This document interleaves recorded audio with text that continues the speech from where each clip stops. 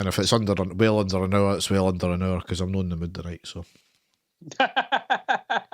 no, that I didn't want to talk to you or anything, Dave. Sunday the 28th of September, it was a 2-1 win. That was hard to say. You know, scouts going to youth games and sitting there, and there were old guys looking at, you know, there were old guys and they're, I'll say that again because that sounds dodgy. I was going to say old guys in their parka jackets sitting waiting at watching young boys. And the stadium erupts in red, white and blue. You've never seen anything like it. Let's go.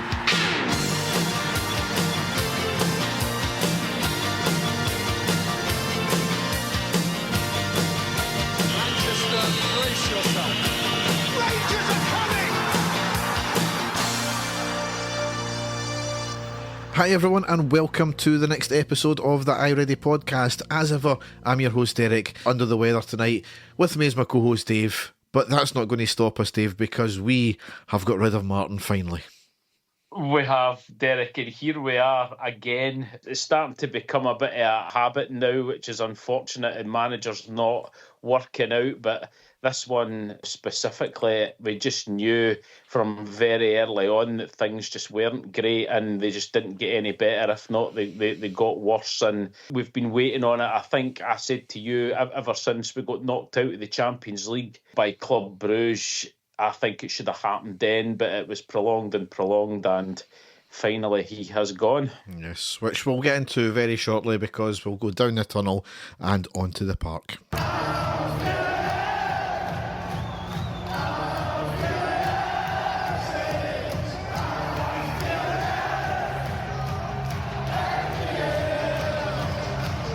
So we're going to do things a wee bit differently this week because obviously the big news, Russell Martin has left. We'll cover the games, the 3 games we've got to cover, a win, lose and a draw, all pretty dim games to be honest, but we'll cover them in very, very scant detail. But we've obviously got to talk about the main thing, which is Russell Martin has been sacked. Now Dave, we'll get your thoughts in a minute, but just to go over this here, 17 games played, 5 wins, 5 draws and 7 losses, 123 games in charge, a win ratio of in the 20% mark, officially our shortest serving permanent manager and statistically the worst also. Now the rumours had been coming after the Falkirk game that there was talks with the owners after the game as well in the touchline. They looked as if they had said that's it, so I don't know if we're just maybe reading into that there or not. I'll get into obviously when we cover the Falkirk game all the issues that went on there after the game with them leaving the stadium, but it came through sources, Heart and Hand one of the first to break it. It seems that it was official, they were going to sack him, but we were going to make an announcement on the Monday. However, late on Sunday night the club came out with the statement which reads, Rangers Football Club confirms that it has parted company with head coach Russell Martin. While all transition periods require some time, results have not met club's expectations. Assistant head coach Matt Gill and first team coach Mike Williamson will also be departing. Russell and his staff have worked exceptionally hard throughout their time at the club. We thank them for their efforts, wish them well for the future. Further updates from the club will follow in due course. So pretty straight to the point there, thanking them for their time, not overly embellishing what they've done. They've just worked hard. I have no doubt that they've probably worked hard just at the wrong things by the look of it. I gave my thoughts on the situation in a quick podcast when Dave, you were working. Dave, what's your thoughts on the situation? It had to happen. We don't like to see this constant change. We really don't. You know, we've seen it ever since basically Van Bronckhorst came in after Steven Gerrard. It just seems to be every season or 2 seasons we're getting rid of managers. We don't like to see it happen, but I think this was exceptional circumstances, Derek. This is supposed to be a new dawn with the new owners coming in, bringing in this manager. We were promised this attacking, expansive football, and I don't know what the hell we've been watching, to be perfectly honest with you. We kept hearing about his philosophy. We kept hearing the director of football saying, oh, he's the best coach that I've ever worked with. His vision's incredible. But we were still to see anything, Derek. I mean, apart from maybe the game that we played in the Champions League qualifier against Pilsen, that was probably about our best performance. But even then, there was huge chunks of the game that we weren't in it. And I just think that Pilsen were a really poor team. But going into domestically, the Hibs game in the Cup, apart from that sort of 10 minutes that we got the goals at the end of the first half, every single team that we've played against has either outplayed us or had massive chunks of the game where they've been the better team. And we're still to see any improvement whatsoever. And me and you both kept saying it. If we as a fan base were to even see an improvement each, week on week, we would say, right, obviously it's starting to go. But we didn't. If anything, we were getting worse. And the final straw came on Sunday away against Falkirk. And no disrespect to Falkirk, but Rangers and the amount of money we've spent in the squad should be blowing teams away. And Falkirk, again, were the better team. So enough was enough. It should have happened weeks ago, in my opinion. But here we are again with no manager and having to go out and look for a replacement and start all over again. It is a sad indictment of the club because we should be buoyant, like I keep saying it, and we should be looking to the future. But it has been a disastrous appointment, and basically for our director of football and the chairman, it is not a good look. That's their man. And it's just, like I say, it's been a disaster from start to finish.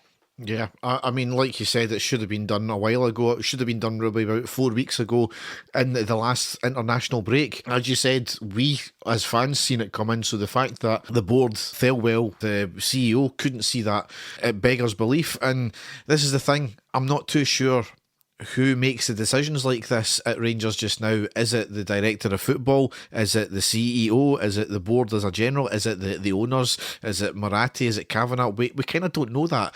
And I've said it before, when Kavanagh came over before and he gave an interview, he said that you'll not hear from himself or Parag if things are going well. Well, we never heard from them at all through this. And I don't know if they were just trying to hope, and that's probably what they were trying to do, give them enough time to just try and bed in. Yeah. But this is the thing, as they said, transitions do take a wee bit of time, but several other managers have came in and weathered that transition very well. You look at how Clement started. He started off on fire, completely changed the system, played something brilliant for the first 6 months, and then once we got to the top of the league, that's when it collapsed. So we've had other managers come in and handle transitions just as big, if not bigger than this before.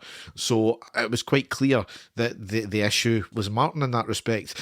You mentioned about Thelwell saying that he was the outstanding candidate and he was the best coach and all that kind of thing. I don't hold that against him, to be honest, because he's hardly going to come out and say, he's doing shite, we need to kind of buck up his ideas, etc, etc. He's never going to come out and say that. So I think he was using probably misguided but probably flowery language to discuss the situation. It's going to leave him on a shaky peg because, as you said, it was his appointment ultimately. Makes you wonder, where have we been looking? If it was basically between him and David Ancelotti, then I don't think Ancelotti was the answer either. So it just makes you wonder, where is this pool of managers they were looking in, because it certainly wasn't spectacular anyway. It's prompted now, obviously, as well, that an open letter from Parag Marathi and Andrew Kavanagh came out as well, just yesterday I think it was, so I'll read that out. Rangers Chairman Andrew Kavanagh and Vice Chairman Parag Marathi have written an open letter to supporters.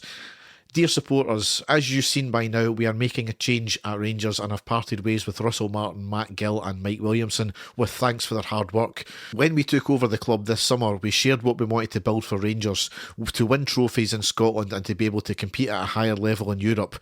We know achieving these goals will take time, but our performances and results have not been good enough. We know that you are frustrated and we are too. We did not get this right and it's our responsibility to fix it and get us back on track. A rigorous, thoughtful recruitment process is already underway and we are treating it with the urgency it deserves. The two of us are deeply involved and the evaluation will have our full attention until we are confident we have a leader with a character and skill set to deliver results. Moving forward, we are fully confident in our players who possess the talent and determination to succeed.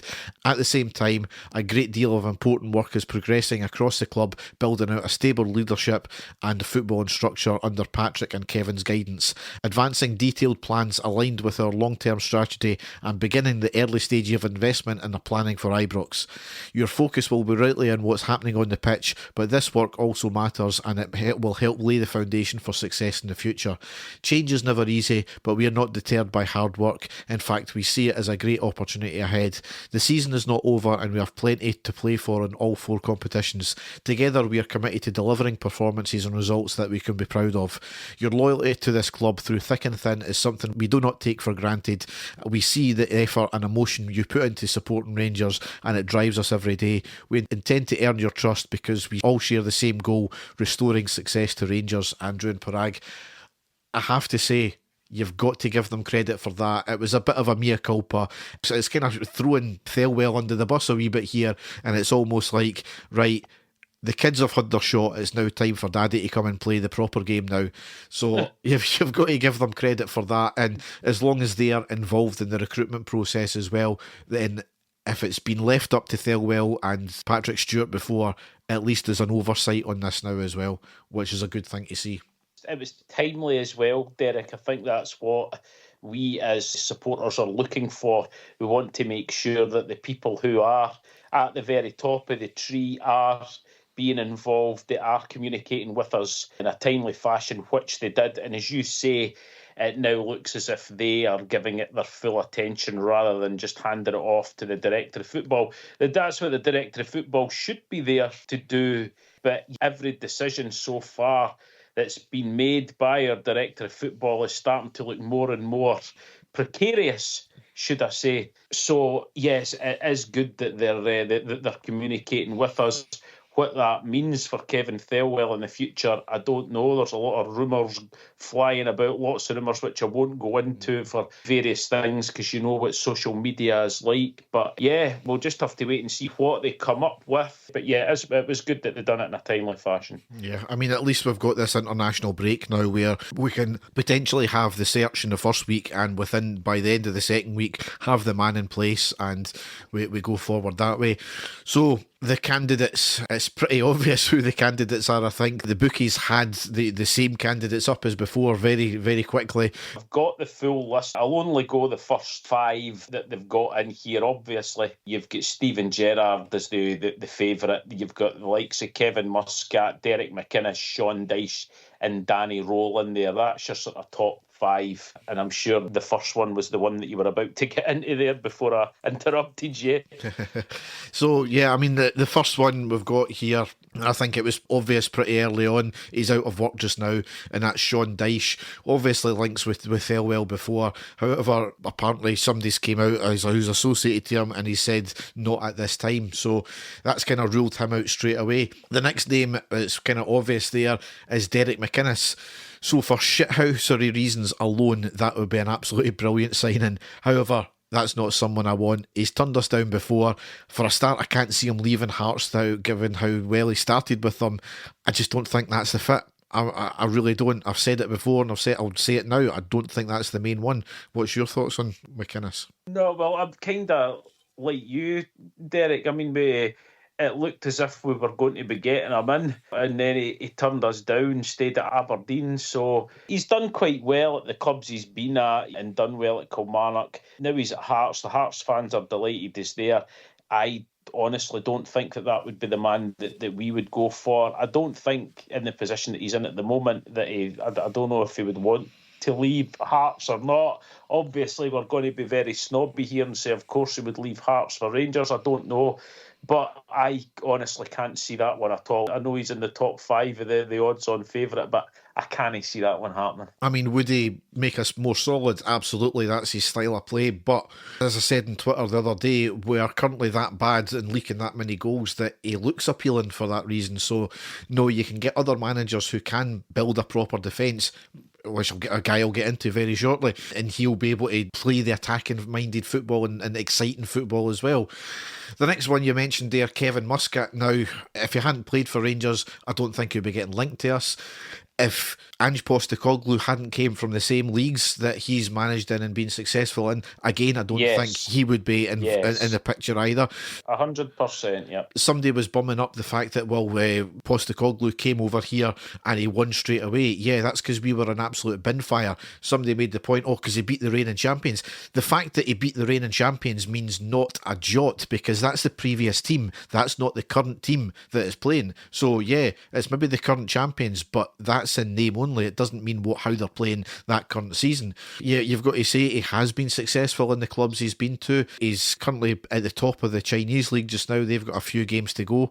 I think it's December his contract runs out as well. So could we wait on him? No, we really can't wait on him. And I don't know, would he be playing a fast attacking football from what we've read? Potentially, but, can anybody honestly say they've watched any of his teams? I'll guarantee you that's probably about a 1.2% of us have. Yeah, 100%. You've hit the nail on the head. If he wasn't an ex-player, if it wasn't for the whole Ange Postecoglou thing, and I think he actually took over from Ange Postecoglou's team out in Japan, I think it was, when he left and came to Celtic and he won the league. If it wasn't for those two facts, I don't think his name would be getting mentioned. It gets mentioned constantly.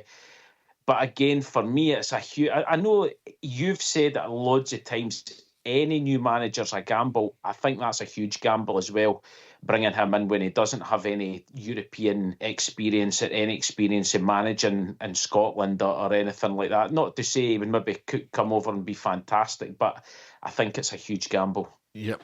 And the last kind of big name we've got, and it's the probably the obvious choice of them all, that leaves Steven Gerrard. I still don't like the way he left, and his performance after us is questionable, but his style of play is exciting. He's proven in our league, and he gets it. That's the main thing. He gets it. And I think it's quite clear from interviews he's done and things he's put on social media after he left us, and certainly after he left Villa anyway, he regrets leaving. That's the impression I get. And interestingly, it may be just coincidence with the timing.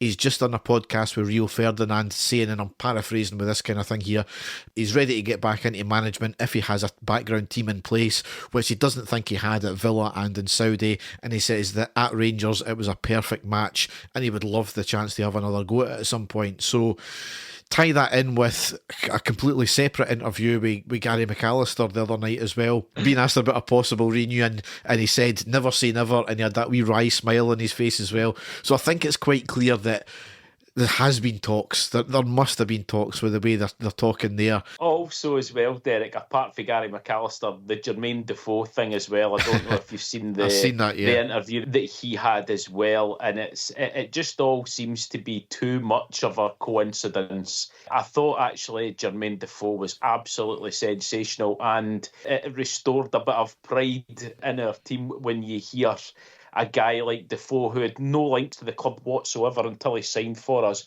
The way that he speaks about us is just absolutely sensational. A guy that I would love to have back up in some sort of capacity, but there's just too many coincidences for me. I would love to have Jermaine Defoe as a playing capacity now, never mind a coaching capacity.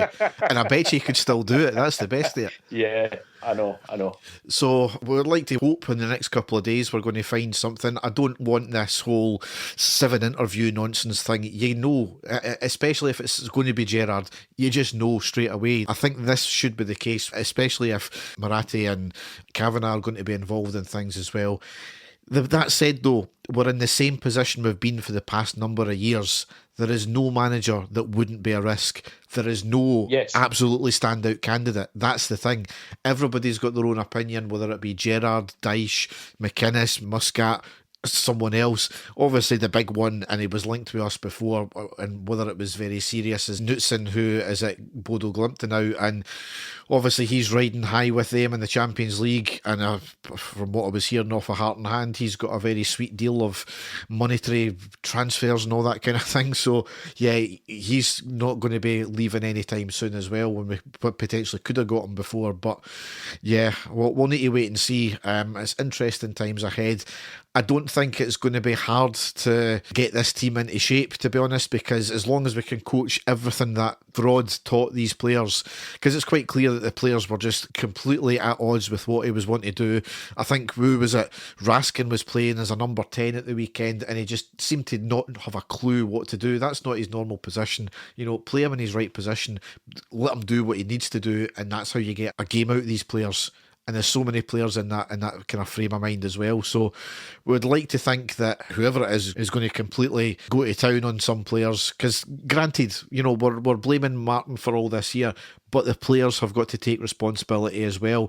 If they're going against what the manager's doing, they need to be able to be competent on the park, and some of them were just not competent at all. So there's a few players that are going to need some home truths in that, and I'm pretty sure if it was Gerrard, he would give them that. Same with Muscat. From all what I've read about him, he's a takes no prisoners type of manager. So there's ways of doing it, and I think Martin was constantly moaning at the players in the public. He done it the first time, we thought, right, that is good, but then it was constant after that, and no wonder some of the players maybe threw the toys out the pram with that one. So yeah, we'll wait and see how it goes. What is your gut feeling right now, Derek, out of everyone who has been linked to us? Who do you think right now would be the man to come in and basically get a tune out of those players almost instantly, get the fans on board almost instantly? I mean, I know you're going to say the same thing as me, but we basically need someone that can do that. We need someone with a link to the club, someone that the fans can get behind straight away, someone that can bring the atmosphere back to Ibrox, and someone who can get a tune out of the players straight away. Who would you say would be able to do that instantly? Billy Davis. No, my serious answer, and I know what you're going to say as well, it's got to be Steven Gerrard in terms of that, because as I said, he gets it, and you've seen that in several social media posts from him. He gets it. And I think that's something that the club have lost really ever since we lost Jimmy Bell. I think that's something that's been lacking. You've always heard stories that was the first thing that happened with players once they signed. Jimmy Bell got them in, showed them all the kind of his room and all his memorabilia and all that, and made sure they knew about the history of the club. And as much as you've seen the managers when they sign, and that's what I'm ridiculous when I'm saying managers plural here, you see them walking around the museum. We've got that now. We need somebody like that who just gets it and instills that in the players, because I'll get into it later, some of the shit that Martin was coming away with, he just clearly didn't get it, which is amazing considering he used to play for us as well. Yeah, I think if Gerrard was to come in, he would instantly get the respect of the players in there. There's a lot of fans are still bitter about how he left, but I think it would just take one interview with him to basically come out and say it was the worst decision in his career to leave, blah, blah, blah. You've also got to look, a lot of people are saying that he only won one trophy out of a possible 9. When he first came in, Derek, look how bad the team was back then, the players that he had at his disposal. It took him a couple of seasons to build up a squad that was good enough. Are we in a better shape right now? Squad-wise, of course we are. We've got much better players now than we did. We just need someone to steer the ship. And I can't think right now off the top of my head is someone that would be more capable of doing it than him. It sounds as if I'm waxing lyrical about him, and I'm trying not to be. I'm trying to be as rational as possible out of everybody that's available. And to me, he's the clear choice for somebody to come in. Whether or not that happens, we'll just need to wait and see. I mean, I'm not wanting to talk too much about Gerrard, because if it is him, we're going to need to do a podcast on him as well. So probably happen tonight as soon as we finish this podcast. But I mean, yeah, there is issues there with, he sometimes struggled in the domestic game to beat that low block. That's something he's going to need to work on. Obviously, the way he left, we've kind of discussed that. The 1-9, we've discussed that before, but that is absolute fucking nonsense. It really is. As you said, what he had to work with at the start. And when you look at it, first season, he was never going to win the league. Second season was, well, granted, probably not going to win it, but it was cut short due to COVID.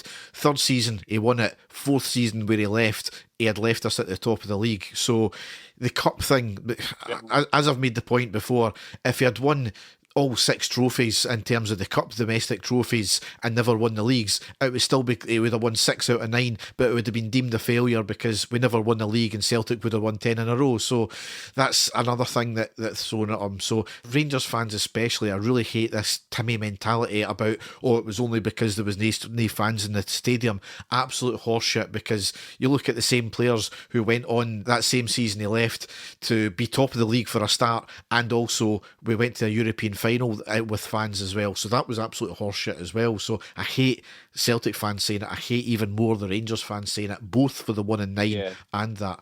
So we'll park that there, because we'll be obviously do a podcast and talk more in depth about whoever it is. It might be somebody completely unknown to us and out of left field. So we'll wait and see.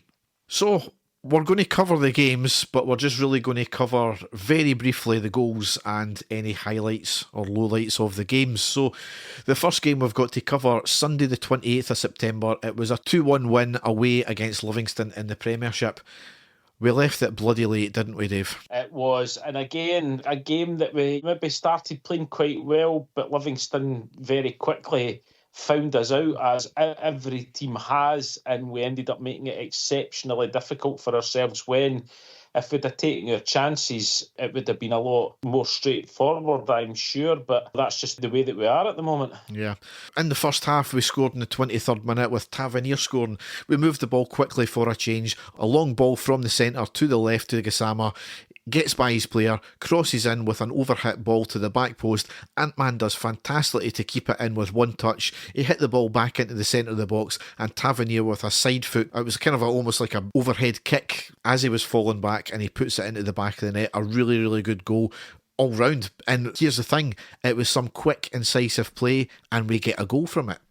Who would have thought? It was an excellent finish by James Tavernier. Great agility to get in there, great awareness, and it was the Tav of old coming in for the right wing and being that sort of, just to get in at the back post like he did when we had that European run. He was like our secret weapon, and a great bit of athleticism for him, and an excellent goal. Yep.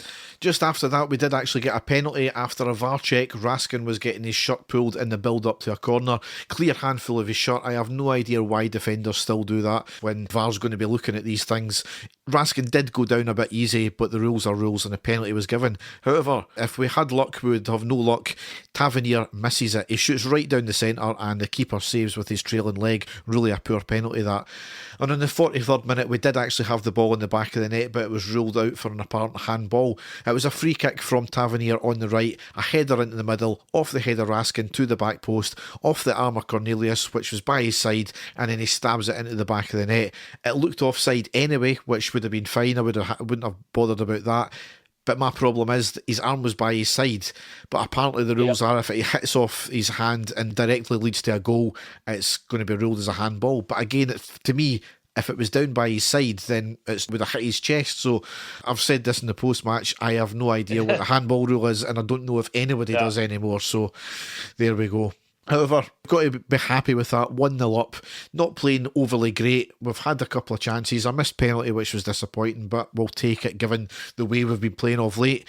However, second half was abysmal. We just never clicked on at all, and Livingston got the goal in the 68th minute. It was a throw-in from Livingston near the touchline in our half, a long cross into the middle between our defenders, and a header into the back of the net. We've seen it so many times before. Yep, it was, and you could actually see it coming, and you could actually see that Livingston came out into the second half and just tweaked a few things and just found it so much more easy to pass the ball about and to get the ball into dangerous positions. And that's exactly what happened there.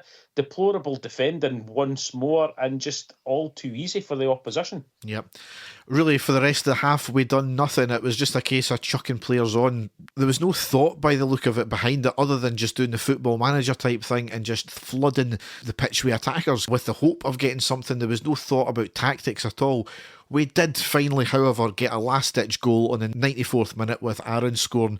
It was a corner in from the right, bounces right through the middle, evades everyone, and Aaron's with a low sweeping shot into the bottom left corner. It was a good goal, but leaving it late, we'll take the 3 points, but that's all it was. It was really just kicking the can down the road, really, wasn't it? It was, and the fans, we celebrated for 30 seconds and then it was back on to let's not get lost in the moment here. Things aren't great. The manager needs to go, and the fans made themselves known, which I think really annoyed Russell Martin at the time, because it was the first thing that he came out and said in his post-match comments where, we're not enjoying the moment. But against Livingston to score a 94th minute winner, it really isn't good enough. But, we would take that. We would take that if there were signs in the game that, that we were playing really well and just unlucky.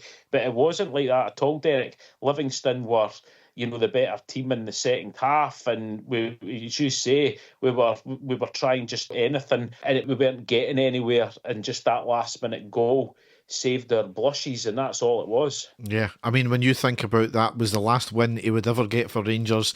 Out of the 5 wins, one of them came against Alloa, which we were pretty shit in as well. Yes, and a last minute winner against Livingston.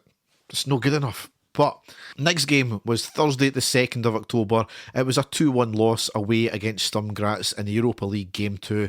Dave, 2 of the most calamitous goals you shall ever see. And I've been saying that a lot, Dave, but those were absolutely abysmal to lose. They were, considering the first goal in the 7th minute came from our own throw-in at the right back position. I'm still trying to figure out what happened.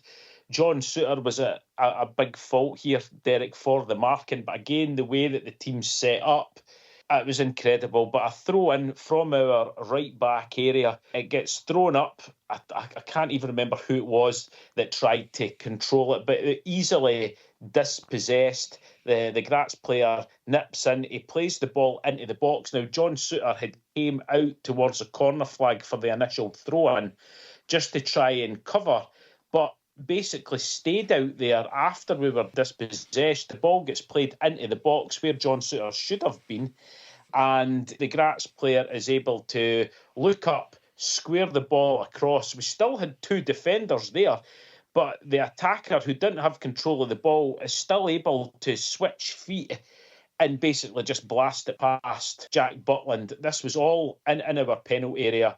Absolutely shocking defending from our own throw-in. There was no tackling going on. There was nothing. It was just so easy for them, and it was just completely amateurish again. But how many times have we said that this season when it comes to our defending? I've criticised them before, and I just don't rate John Souttar as a defender. He's out of position so many times. He's got a blunder in him all the time. But at the same time, I loathe to have a go at him this season so far because of what Martin's done to the team, where people out of position all over the place. So I really don't know what it was. It just, there surely comes a bit of common sense within players.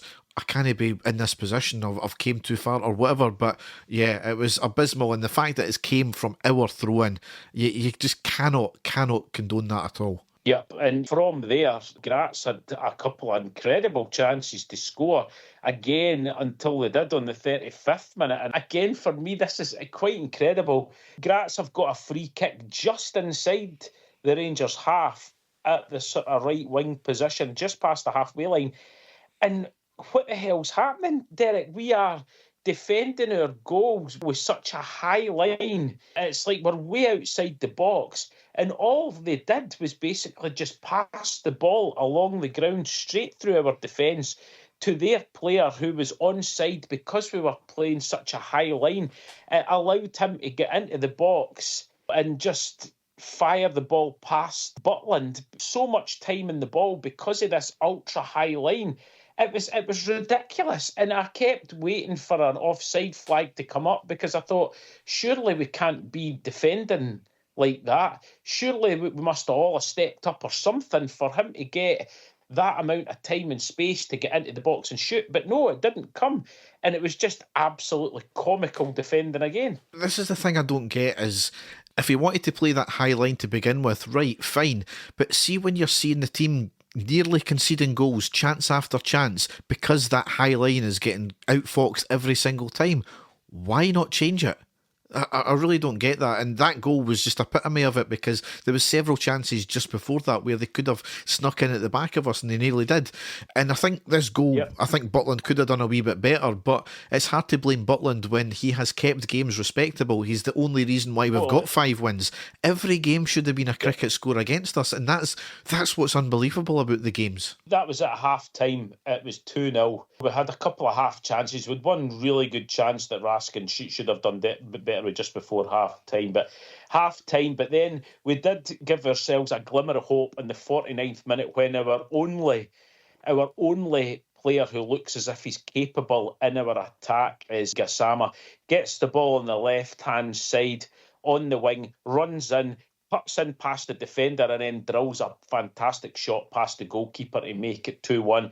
Excellent goal, Derek, but a piece of individual brilliance. It was nothing to do with passing the ball about and putting it through, the defence for somebody to run onto, which we are completely incapable of doing. So it was just another bit of brilliance from Gassama. And like I said, he looks as if he's our only real attacking option just now that is capable of doing anything. Yeah, absolutely. You've got Butland at the back who's keeping it tight, and you've got Gassama, the only one who's really shown any sort of flair. So, yeah, it's concerning. Yeah, so we stuttered on.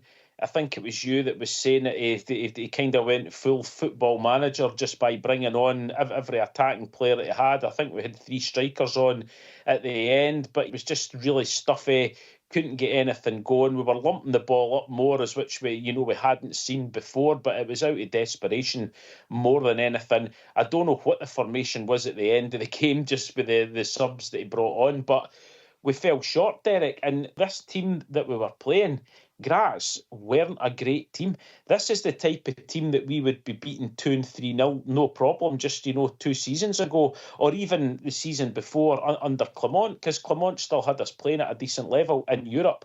I wouldn't have feared that, but we just all knew going into this game, the way that the team was, the way that we were playing, the mood in the camp, that we weren't going to get anything from us, and it was just another disappointing performance with 2 absolutely deplorable goals that we let in at the back. Yeah, and this is the thing, it's now an uphill struggle just to get the playoffs. I think you can forget about top 8, but if we've got any sort of vision of getting anywhere, it'll be playoffs at best. So it's given us, well, granted, we'll maybe get an extra gate receipt out of it if we do get there, but that's not really what you want. So after that game, the post-match press conference, once again Martin states that it was not the tactics but the mentality of the players. So once again throwing the players under the bus. He was oblivious to the obvious that when he threw his tactics out the window in the second half, we started to play better. Now, the ironic thing is, the players last season, absolutely, they did have a mentality issue, but bar 3 players, and one of them has been the best player this season so far, they're all new players. So the mentality thing is nonsense for me. There is an issue there, but it's all down to tactics. One thing that came out after the day later, there was videos going about social media. After the game in the team's hotel bar, there was a video of 2 Rangers fans having a right go at Patrick Stewart and Kevin Thelwell. In this one, I'm actually quite torn, as part of me thinks it's, good on these fans for doing that, but part of me is cringing with it as well, especially when one of them has a pint in his hand and he's going on a high-pitched rant and messing at him. So, you've kind of got to praise them at the same time, but it's embarrassing to see that it's came to this, to be honest. A few things did come of it, though. Patrick Stewart gets called a specky bastard and he proceeds to take his glasses off. Oh, dear. And I can't mind if it was Stewart or Thelwell. However, one of them asked the fan, well, who would you appoint then? I mean, that's an absolute pathetic thing to say. Absolutely incredible. Yeah, that's as amateurish as you can get, Derek, let's be honest. Yeah. So, I mean, it was interesting to see, but I don't like seeing it because it should have never got to this point, and maybe that was the catalyst that maybe preceded the talks that supposedly happened afterwards, so we'll probably never know that one. However, it led into Martin's last game, Sunday the 5th of October. That was the 1-1 draw away against Falkirk in the Premiership. So, the game itself, I have no idea how we were ahead in the game at half-time. We were by far outplayed and outfought by Falkirk. Really the story of our season. And as I said in the post-match reaction, is I don't mind getting beat. Well, I do mind getting beat, but I don't mind so much getting beat if we are on top all the time. The keeper's having the game of his life and we just are getting really unlucky with this one here. But there is no excuse for a Rangers team to get outfought and outplayed by a team like Falkirk, by anybody in the Premiership. Maybe I can appreciate if Celtic do it, but not against anyone else. That should not be happening. You know, some last-ditch defending kept it clean, and a good save or two by Butland as well kept a clean sheet. We did have the ball in the back of the net on the 4th minute, but it was ruled for offside. It was a quick break with the ball being passed over the top of their defence to Moore, who was on the right-hand side. He cuts inside the box and has a shot. It was saved by the keeper, spilled to Gassama, who knocked it into the net. It was flagged for offside straight away, and a VAR check said it was offside as well. Must have been very tight, but it was actually from the initial pass over the top of the defence to Moore, and I think it was Moore that was offside from that one there, so I'll have to take that one to the chin. However, our goal came on the 41st minute with Miovski scoring down the left side, knocked it about well with quick passing between three players, a lovely cross from Cornelius on the left on the deck to the back post, and Miovski basically with a simple tap in. Again, quick movement gets us a goal. Who'd have thunk it, Dave? It was more the quality of the ball, and it got between both the goalkeeper and the last defender, and to be fair to Miovski, in the right place at the right time. It was more for me the quality of the ball, which again we haven't really been doing much either. It doesn't seem to be a part of Russell Martin's playbook really to get the ball down and get some decent balls into the box, and happened there, and good finish. But as you say, against the run of play, arguably. Yeah, absolutely. So in the second half, really more of the same. Second to every ball. Didn't look as if we were trying. Substitutions that made no sense. And Falkirk eventually scored on the 73rd minute. The boy was not long on the pitch. He wins the ball in midfield. So with some strong play, he has so much time and space on the ball to drive it forward. He has a shot, took a slight deflection and into the net. So granted the wee slight deflection, but the fact that he had so much space, it was absolutely dire. Nobody picking him up, nobody charging him down. Ridiculous. Yeah, it was. You could actually see it coming because he picked up the ball and he had acres of space to run into, and you could just see it coming. As soon as it hit his boot, you knew it was hitting the back of the net, and Falkirk deserved it because they were the better team. We were stumbling, and I thought to myself, are we going to scrape a 1-0 victory here? But you could just see it coming, and they got the goal. Yeah. So that's how the game ended up. Post-match press conference, more bizarre comments from Martin. He was either lying or watching a completely different game and coming away with performances have been improving a lot. Really? Not one performance has improved. He then went on to say some bizarre comments. You have to find a way to win, and you can't just win sustainably. You can't just win. And if you don't have a team of seasoned men or with thousands of games under their belts collectively, but nobody understands, we haven't got that. We've got a lot of young players who are growing into that. Basically, word soup. Absolute word soup, you know, and this time he was throwing the recruitment team under the bus, basically saying that we've got the wrong players. Absolute nonsense. As you say, for him to come out and say there was any kind of progression there, and that game, we really didn't turn up apart from scoring that goal. Falkirk completely outfought us, outplayed us. I think it was making us all even more enraged when he was coming away with things like that, Derek, and that's what he basically just has been doing every single game, trying to convince us that there is some sort of progression there when clearly there wasn't. No. After the game, obviously, as well, Rangers fans blocked the team bus leaving, and Russell Martin had to be escorted to a car which took him out the ground. Now, I'm not sure if he came in on the team bus or not. It would be very strange if he didn't. Of course, some in the media are trying to make out that the scenes were a bigger deal than they actually were. No buses were attacked. No metal sharks were thrown. Something that another team across the city, their fans done, that seems to get forgotten about because it's big bad Rangers as usual. But you know, that's what obviously led to his sacking that same night. It's a sad state of affairs, and I think we're something like 9-12 points. I've not even looked at the table, to be honest. We're behind Celtic, we're well behind Hearts as well. Celtic, here's the thing, Celtic were drawn up until the last minute and they get a last minute goal. Granted, they've had a few dodgy decisions go for them by VAR checks and all that, but they always find a way to win, and that's something that we never seem to be able to do, just find that way to win. But the games to come after the international break: Saturday the 18th of October at home against Dundee United in the Premiership. That's a 3 o'clock kickoff, so new manager, it'll be a baptism there at home.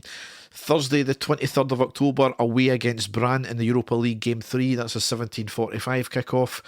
Sunday the 26th of October at home against Kilmarnock in the Premiership. That's a 3 o'clock kickoff. And to round out October, Wednesday the 29th of October away against Hibs in the Premiership. That's a 19:45 kickoff. So yeah, we'll see what happens there. Call me arrogant if you want, because I've been watching Rangers for so many years now.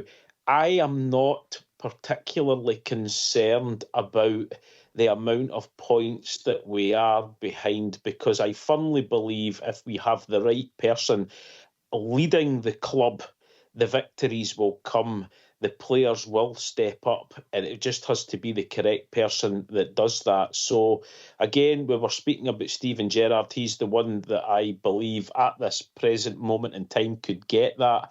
I think if it gets done quickly, we should be looking to win all those domestic games that we've got there. And I'm sure, when it comes to Europe, he's, the type of guy that would get us back performing and competing on that front as well. So it all comes down to me, who comes in and who can make an immediate impact on the players that they've got at their disposal in there. It's vitally important. Yeah. So we'll now go into the news.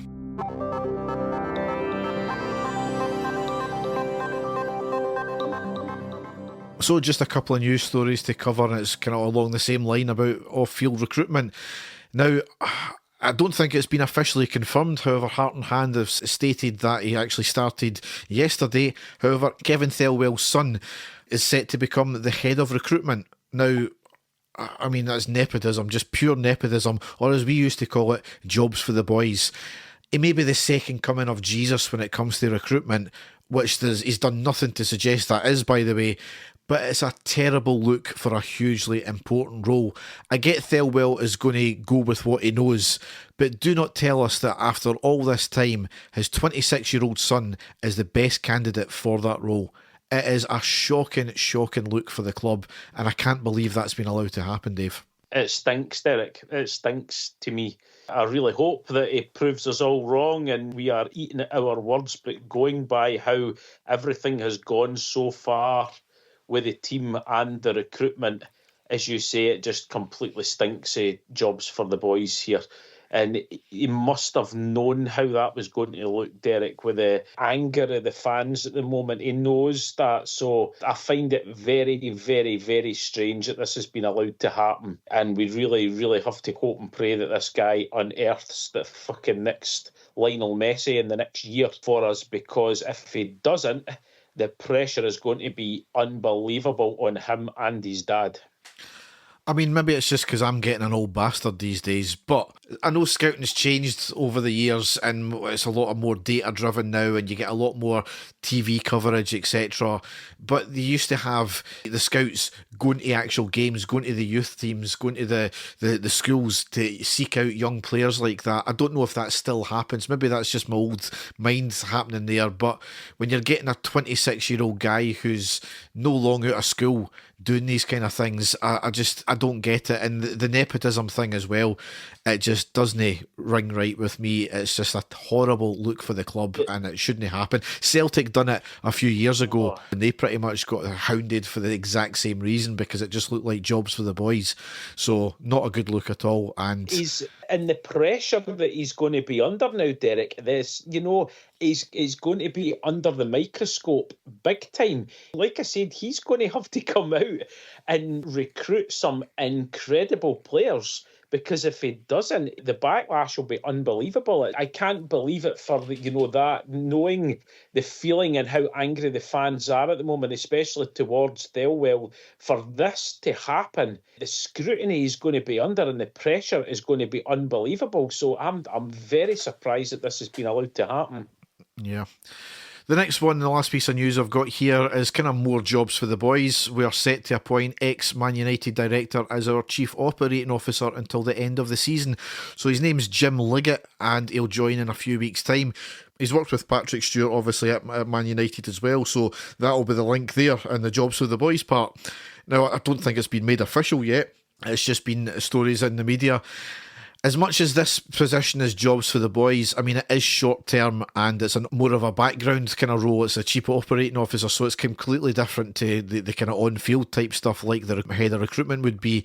So I'm not sure it's as big of a deal, especially the short term thing. And that's short term because apparently we're still looking for a permanent chief operating officer. So we'll see what happens there, if it does end up being permanent or what. But yeah, just another concerning thing there, the fact that it's just people you know. You've got to hope again that he's worked with him before. He was impressed with what he'd done in his previous role and he's thought this is going to be a good fit for Rangers. That's what we've got to hope. But with the way that everything's going, Derek, it doesn't look like that, does it?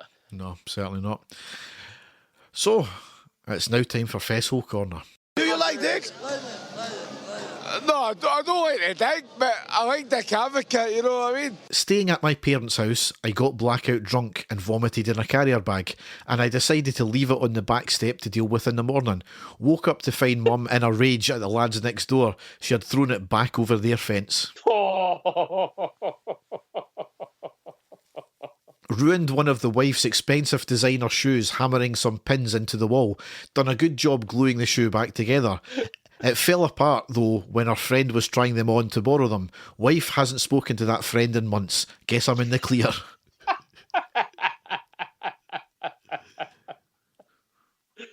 Got on the same train to work as a girl I fancied on a daily basis. I got a new job, but left early in the morning just so I could continue to get on the same train as her.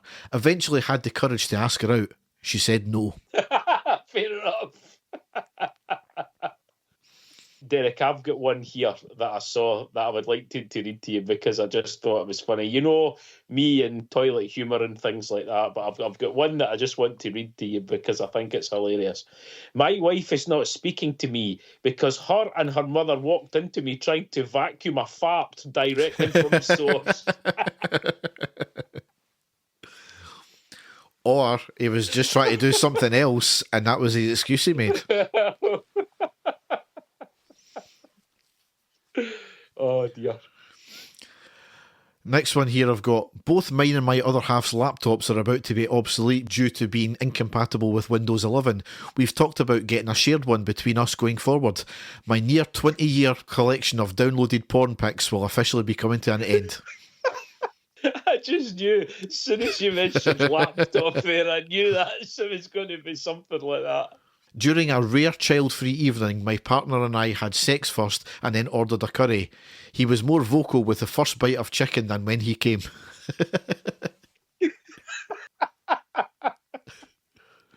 That's just a sign of getting old, Derek. That's all that is. And to wrap it up here, the last one I've got.